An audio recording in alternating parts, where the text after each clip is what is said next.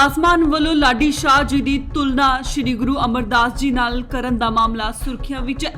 ਅਜਿਹਾ ਹੋਣ ਤੋਂ ਬਾਅਦ ਸਮੂਹ ਸਿੱਖ ਸੰਗਤਾਂ ਵੱਲੋਂ ਗੁਰਦਾਸ ਮਾਨ ਦਾ ਜੰਮ ਕੇ ਵਿਰੋਧ ਕੀਤਾ ਗਿਆ। ਹਾਲਾਂਕਿ ਗੁਰਦਾਸ ਮਾਨ ਵੱਲੋਂ ਸੋਸ਼ਲ ਮੀਡੀਆ ਤੇ ਪੋਸਟ ਪਾ ਕੇ ਮੁਆਫੀ ਵੀ ਮੰਗ ਲਈ ਗਈ ਸੀ, ਪਰ ਇਸ ਦੇ ਬਾਵਜੂਦ ਵੀ ਸਿੱਖਾਂ ਵੱਲੋਂ ਗੁਰਦਾਸ ਮਾਨ ਖਿਲਾਫ ਕੇਸ ਦਰਜ ਕਰਵਾ ਦਿੱਤਾ ਗਿਆ ਸੀ, ਜਿਸ ਦੀ ਸੁਣਵਾਈ ਅੱਜ ਕੋਰਟ ਵਿੱਚ ਹੋਣੀ ਸੀ।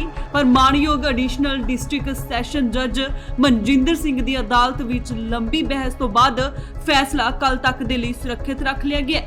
ਦੋਨਾਂ ਪੱਖ ਦੇ ਵਕੀਲਾਂ ਦੀ ਗੱਲ ਸੁਣਨ ਤੋਂ ਬਾਅਦ ਜੱਜ ਨੇ ਫੈਸਲਾ ਕੱਲ ਯਾਨੀ ਕਿ ਬੁੱਧਵਾਰ ਨੂੰ ਸੁਣਾਉਣ ਦੀ ਗੱਲ ਕਹੀ ਹੈ।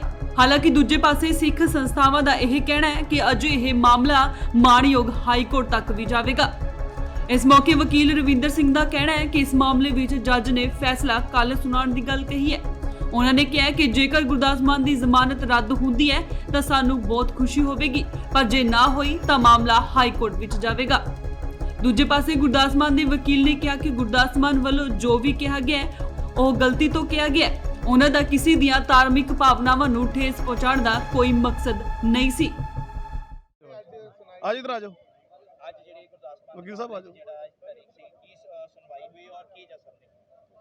ਬੇਨਤੀ ਹੈ ਵੀ ਆਪ ਜੀ ਜਾਣਦੇ ਹੋ ਵੀ ਗੁਰਦਾਸ ਮਾਨ ਦੇ ਕੇਸ 'ਚ ਅੱਜ ਉਹਨੇ ਜ਼ਮਾਨਤ ਲਾਈ ਸੀਗੀ। ਸੋ ਜੱਜ ਸਾਹਿਬ ਨੇ ਜਿਹੜਾ ਫੈਸਲਾ ਵਾ ਉਹ ਅੱਜ ਰਾਖਵਾਂ ਰੱਖ ਲਿਆ ਜੀ। ਸਾਡੇ ਵੱਲੋਂ ਕੰਪਲੇਂਟ ਸੀ ਕੱਲ ਵਾਸਤੇ ਰਾਖਵਾਂ ਰੱਖ ਲਿਆ ਵਾ। ਸੋ ਕੱਲ ਨੂੰ ਉਹਨਾਂ ਨੇ ਕਿਹਾ ਵਾ ਕਿ ਜਿਹੜੀ ਅਸੀਂ ਜੋ ਵੀ ਆਰਡਰ ਹੋਏਗਾ ਕੱਲ ਉਹ ਆਰਡਰ ਸੁਣਾਉਣਗੇ ਜੀ। ਇਹ ਹਾਂ ਬਿਲਕੁਲ। ਬਾਕੀ ਵਕੀਲ ਸਾਹਿਬ ਜੱਜ ਸਾਹਿਬ ਨੇ ਤੁਸੀਂ ਕਹਿੰਦੇ ਕਿੱਦਾਂ ਜੱਜ ਸਾਹਿਬ ਨੇ ਆਰਡਰ ਦਿੱਤਾ ਤਾਂ ਉਹ ਵਕੀਲ ਸਾਹਿਬ ਮਾੜਾ ਕਰ ਦੇਣਗੇ ਬਰੀਫ। ਵਕੀਲ ਸਾਹਿਬ ਇਹ ਦੇਖੋ, ਇਹ ਨਿਆਂ ਪ੍ਰਕਿਰਿਆ ਦਾ ਕੰਮ ਆ। ਜੋ ਵੀ ਆਰਡਰ ਹੋਏਗਾ ਸਾਨੂੰ ਮਨਜ਼ੂਰ ਹੋਏਗਾ। ਜੇ ਸਾਡੇ ਹੱਕ ਦੇ ਵਿੱਚ ਉਹਦੀ ਬੇਲ ਡਿਸਮਿਸ ਹੁੰਦੀ ਆ ਤੇ ਬਹੁਤ ਵਧੀਆ, ਜੇ ਨਹੀਂ ਹੁੰਦੀ ਤੇ ਅਸੀਂ ਅੱਗੇ ਜਿਹੜੀ ਫਰਦਰ ਜੋ ਵੀ ਹਾਈ ਕੋਰਟ ਜੇ ਜਾਣਾ ਪਿਆ ਤੇ ਉੱਥੇ ਜਾਵਾਂਗੇ। ਸਰ ਤੁਹਾਡਾ ਰਵਿੰਦਰ ਸਿੰਘ। ਹਾਂਜੀ ਵਕੀਲ ਸਾਹਿਬ, ਕਿਹੜਾ ਅੱਜ ਦੀ ਬਹਿਸ ਹੋਈ? ਆਜੋ ਵਕੀਲ ਸਾਹਿਬ ਆਜੋ ਜਥੇ ਜਿਹੜੀ ਬਹਿਸ ਹੋਈ ਸੀ ਉਹਦੇ ਵਿੱਚ ਜਿਹੜੀ ਗੁਰਦਾਸ ਮਾਨ ਨੇ ਬੇਲ ਐਪਲੀਕੇਸ਼ਨ ਲਾਈ ਸੀਗੀ ਉਹਦੇ ਤੇ ਬਹਿਸ ਹੋਈ ਸੀ ਕੰਪਲੇਨੈਂਟ ਪੱਖ ਵੱਲੋਂ ਵੀ ਜਿਹੜੇ ਉਹਨੇ ਗੁਰੂ ਅਮਰਦਾਸ ਮਹਾਰਾਜ ਦੇ ਅੰਸ਼-ਬੰਸ ਬਾਰ-ਬਾਰ 2 ਵਾਰੀ ਰਿਪੀਟਡਲੀ ਸ਼ਬਦ ਵਰਤੇ ਨੇ, ਉਹਨੇ ਵਿਦ ਇੰਟੈਂਸ਼ਨ ਵਰਤੇ ਨੇ ਔਰ ਉਹਦੇ ਜਿਹੜੇ ਇਹਨਾਂ ਬੋਲਾਂ ਦੇ ਨਾਲ ਪੂਰੇ ਪੰਜਾਬ ਭਰ ਦੇ ਵਿੱਚ ਅੱਗ ਲੱਗ ਗਈ ਔਰ ਜਿੱਥੇ ਵੀ ਕਿਤੇ ਸਿੱਖ ਸਮਾਜ ਪੂਰੇ ਦੁਨੀਆ ਦੇ ਵਿੱਚ ਵਸਦਾ ਉਹਨਾਂ ਦੇ ਹਿਰਦੇ ਬਲੁੰਦਰੇ ਗਏ, ਕਿਉਂਕਿ ਜਿਹੜੇ ਡੇਰੇ ਨੂੰ ਉਹ ਰਿਪਰੈਜ਼ੈਂਟ ਕਰਦਾ ਉਹਨਾਂ ਦੇ ਮੁਖੀ ਦਾ ਗੁਰੂ ਅਮਰਦਾਸ ਮਹਾਰਾਜ ਦੇ ਨਾਲ ਕੋਈ ਮੇਲ ਨਹੀਂ ਹੈਗਾ ਤੇ ਗੁਰੂ ਅਮਰਦਾਸ ਮਹਾਰਾਜ ਨਾਲ ਕਿਸੇ ਦਾ ਵੀ ਕੋਈ ਮੇਲ ਨਹੀਂ ਹੋ ਸਕਦਾ।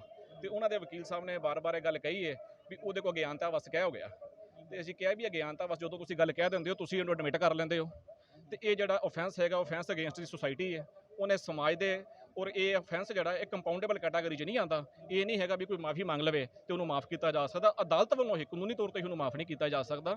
ਇਹ ਆਫੈਂਸ ਅਗੇਂਸਟ ਦੀ ਸੁਸਾਇਟੀ, ਇਸ ਕਰਕੇ ਉਹਦੀ ਬੇਲ ਡਿਸਮਿਸ ਕੀਤੀ ਜਾਵੇ।